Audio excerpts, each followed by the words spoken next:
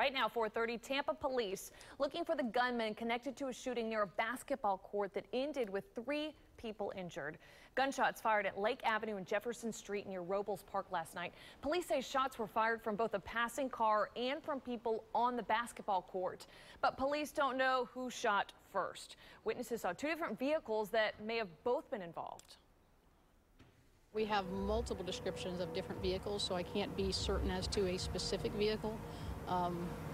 It appears that potentially a red SUV or a black 4-door sedan may have been involved.